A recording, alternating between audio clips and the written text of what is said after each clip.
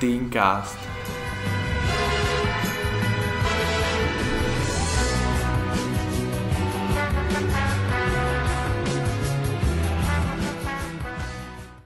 To čo bolo? Tak čaute, my vás vítame u ďalšieho dielu Teencastu a dnes som tu ja, Simon Mário Almáši. Ale aj Lukáš Hamšík. Presne tak. Rozhodli sme sa, že sa budeme rozprávať o športe a všetkým výhodách a nevýhodách o tom. No takže dneska vám dačo porozprávame, čo by ste mohli aj do života, dačo akú radu by sme vám mohli dať. A môžeme začať, Simon môže začať. Určite sa porozprávame o tých asi najznámejších športoch, ako je futbal, basketbal, hokej a možno nejaký beh alebo atletika. Aké atletiky, no volejbal, floorbal, no a všetky jedlá, čo by si mal, čo možno by ti možno uškodili, tá obuv a všetko proste, ako sa k tomu vlastne ty prispôsobíš. A samozrejme domáce cvičenie a kalistika. Jasné. Takže môžeme asi začať najprv tým futbalom by som, takým najznámejším športom momentálne. Áno. Čo viem, takže určite by som radil stravovať sa dobre, takže nie je napríklad, keď máme zápas, že by si nejedol aký hamburger, ty kokos, čo by si mohol, hamburger alebo dačo zlé, proste to proste, akú čokoládu by som dal, aké proste vitamíny. Celkovo, futbal je celkom šport zameraný na nohy, povedal by som. Ide tam o tú obratnosť s loptou, samozrejme aj s telom a rýchlosť. A určite, čo sa týka kondície, tak je to veľmi dobrý šport. A Lukáš na to môže potvrdiť, keď sám chodí na futbal. No, jasné, ale nie je to zase také ľahké, ako by si mysleli, že ideš, iba beháš za loptou. Proste musíš sa k tomu prispôsobiť aj doma, takže doma hlavne dobrý stretching, to celkom pomáha. Určite aj veľké doma, keď posiluješ dačo, alebo proste je to lepšie a radil by som veľkému fyzioterapeut, keby náhodou a určite aj tá obuv sa musí prispôsobiť. Lebo nie, keby hráči na melka, tak asi si nedáš kovové štople. Asi sa prispôsobíš. Áno, to je určite pravda, ale futbal ako samotný šport, niekto ho má rád, niekto nie. Samozrejme, v škole sa asi, odvážim sa povedať, že vo väčšine škôl keď sa hrá nejaká aktivita vo voľnom čase, tak je to futbal. A povedz, Lukáš, že ako často trénuješ? Ako často chodíš na tréning? Tréningy máme 4-krát do týždňa, 1-krát máme voľno, ale cez víkend hráme jeden zápas. Tak to je. A pláme ten futbal aj tým známy, že hlavne ako tie školy sa do toho zapájajú a proste aj dobre, že sa k tomu prispôsobia ten slovenský futbalový zväz hlavne. A teraz tento futbal ako vybuchol túto dobu, neviem. A také tie mávate väčšinou turnaj alebo iba zápasy? No to je podľa toho, ako sa zaradia tréneri s druhými, vieš, že keď proste zápasy máš ako ligu, to máš ako majstrovské. Áno. Takže to musíš hrať nie, že povinne, ale proste musíš tam hrať. A potom sú turnaje, ktoré potom, vlastne turnaje sa väčšinou dávajú vtedy, keď máš ten voľný čas, vieš, keď sa nehrávajú majstráky, dakedy cez prázdniny, aby zase toho nemali veľa. Jasné. A ty, Lukáš, aký futbalový klub tu v blízkosti Badína, Banskej Bystrice by si odporúčil? Tak určite RS Samšík Academy, aj Dukla akože, ale tak to už je na vás, to viete. A ak ešte v okolí, tak určite by som išiel do Zvolena, do Pohronia, ale tak vlastne to je podľa vlastnej vôle, kde chceš ísť, takže to máš ako keby jedno. To, čo sa týka futbalu, hlavne povedal by som, že je to taký univerzálny šport, v ktorom môže byť veľmi dobrý, ale zároveň ho vie hrať veľa ľudí, aj keď iba si niekde s kamarátmi zahráš. No aj v škole to je také, už teraz naša škola, akože nevravím, že sú všetci futbalisti, ale podľa mňa viacero sú futbalistov, ktorí viac obľúbujú futbal. No, dobre, máš asi pravdu, ale určite by sa teraz posunul na ďalší šport, pretože máme predsa málo času a musíme pokračovať, čiže ďalšie máme futbal. Áno, futbal. Ježiš, aký basketbal. Tak, jasné. Teraz. Tak môže dať aj Maxo tu máme, pomocníka. Môže sa aj napríklad sa môže dať čo spýtať, aj keby dať čo bude chcieť. Dobre, takže môžeme sa vrátiť k tomu basketbalu. Basketbal je vlastne celkom, myslím si, že je zložitejší šport ako futbal, lebo síce máš tam viac pravidiel. Technika je zložitejšia, všetky tie hody. Máš tam asi 4 rôzne základné typy hodov, ktoré môžeš hodiť loptu. Predsa len sú tam rôzne aj tie zostavy. Sice to je aj v rôznych ďalších športoch, ako ten futbal, hokej, čo sme spomínali na začiatku. Ale v basketbale je to tak, že musí byť tá technika premyslená a hlavne presnosť je veľmi dôležitá. Predsa len trafiť basketbalovú loptu do kaša je úplným základom. Úplne, tak je to určite ťažšie, ako sa trafiť do, neviem koľko, môže mať futbalová brána zo 2 metre by mohla mať asi. Na výšku. Hruba, na výšku. A takže určite basketbal je ťažší šport, akože keď... Čo sa týka techniky... Tak musíš mať hlavne silné ruky na to. Vlastne, a vlastne nohy tiež, ale je to pre mňa určite ťažší šport.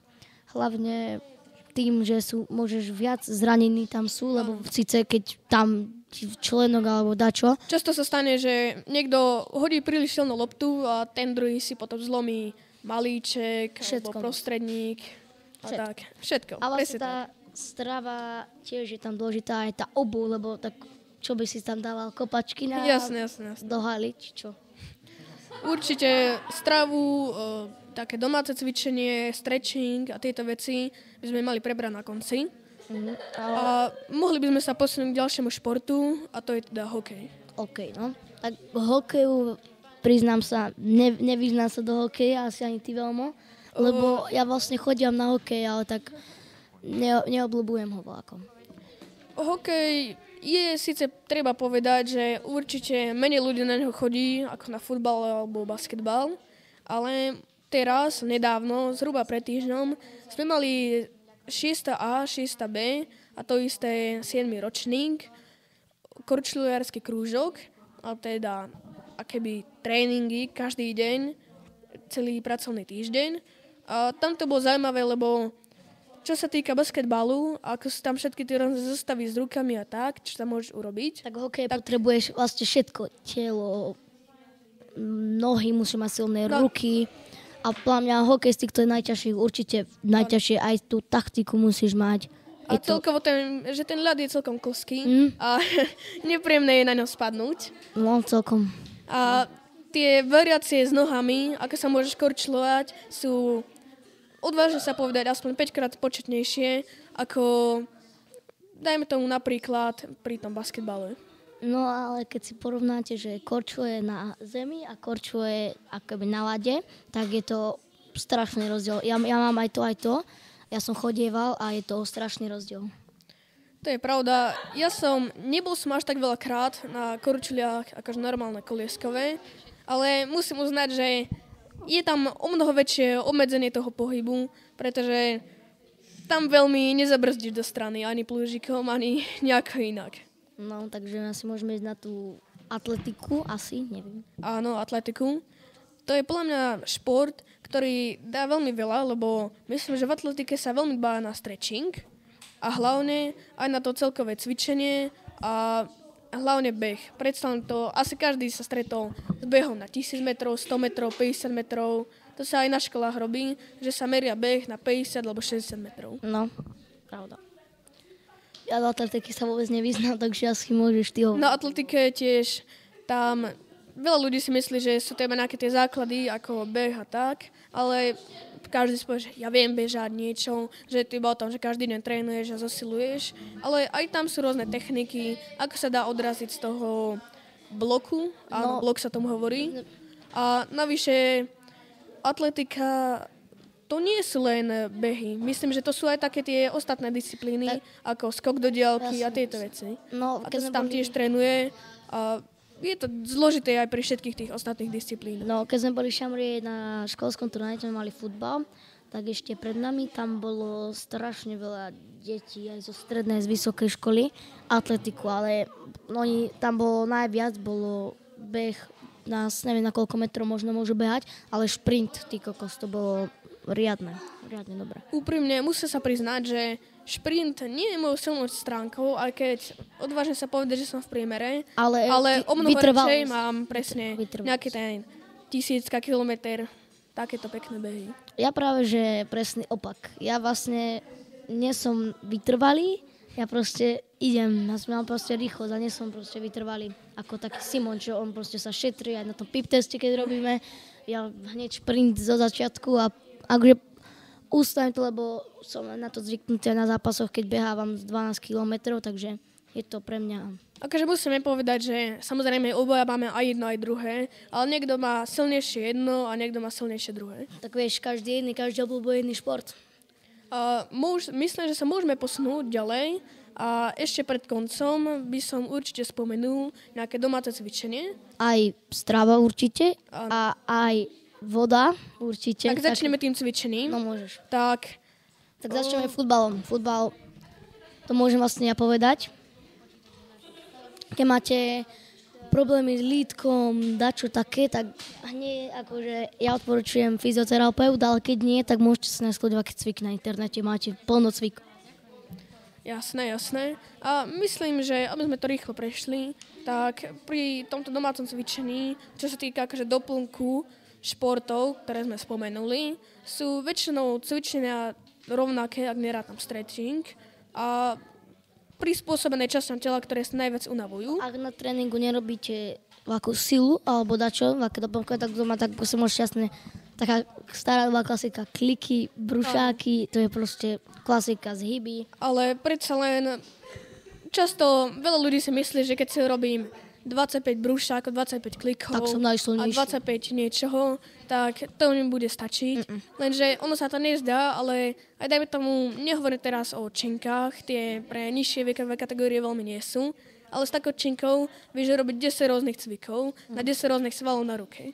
A to isté sa ráta, aj čo sa týka nôh a tak. A niekedy to netreba ani preháňať, lebo keď niekedy preháňate, tak zbytočne sa zraníte tým, že vlastne posilujete, že nadpriemierne sa až tak dáte, že sa proste zraníte. Nejdeme teraz preberať úplne všetky cviky, ktoré doma môžeme robiť, ale viac informácií si určite môžete nájsť na internete a iných akoby zariadeniach. Ale to strava vlastne, to je nič vlastne veľké mäso určite zrič, ale pred zápasom určite si nedávajte cheeseburger veľký z McDonaldu, dajte si radšej veľký chleba alebo proste dajte, čo vám dá energiu. Ale skôr by sa v tomto prípade našej generácie nevenoval tomu, čo máme jesť, ale tomu, čo nemáme jesť, pretože veľa nemenovaných žiakov z tejto školy urobí to, že vyjde z dverí školy, zamierí do obchodu, nakúpi si zásoby na ďalší týždeň a zje si ich 5 minút potom ako vy. A tá voda, ako si povedala, namiesto vody keď chodíva do obchodu, sa doplňa vlastne energetiáky. Doplňajú. A taká mladá generácia energetiáky, ja som ešte nemal nikdy veľký energetiák a zatiaľ ani nechcem vôbec mať. Určite, neviem, či to poznáte, ale sú aj nejaké iné zdravšie doplnky výživy. A teraz hovorím akože o tých kofeínových doplnkách, nie akože nejaké steroidy alebo proteíny a takéto veci.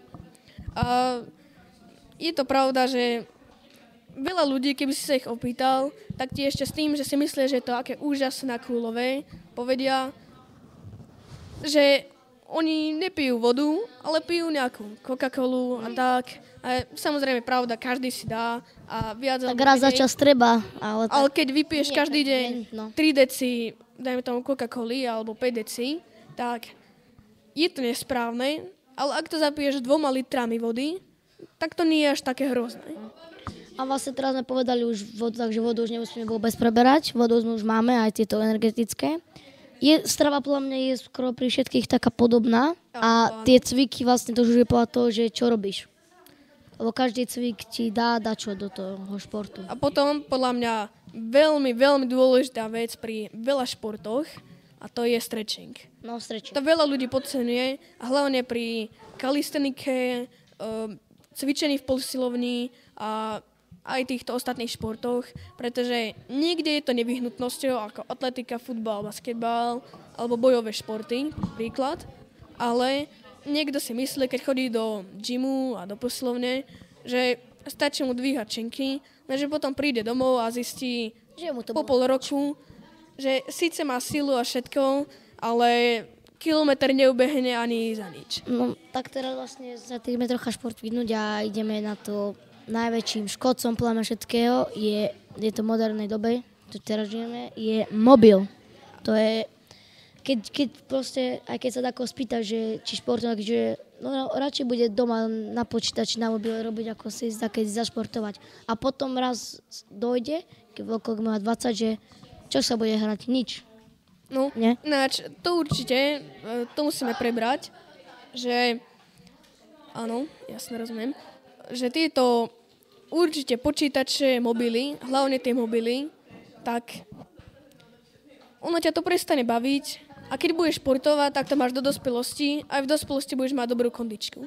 Ale akože myslím si, že nie každý bude hrať Minecraft, keď bude mať 20 rokov a bude si stávať svoje domčeky. No tak toto je asi na dnes všetko a ďakujeme za pozornosť. Čaute. Čaute, veľmi rád by sme to uzavreli. No tak teraz sme si už povedali všetko.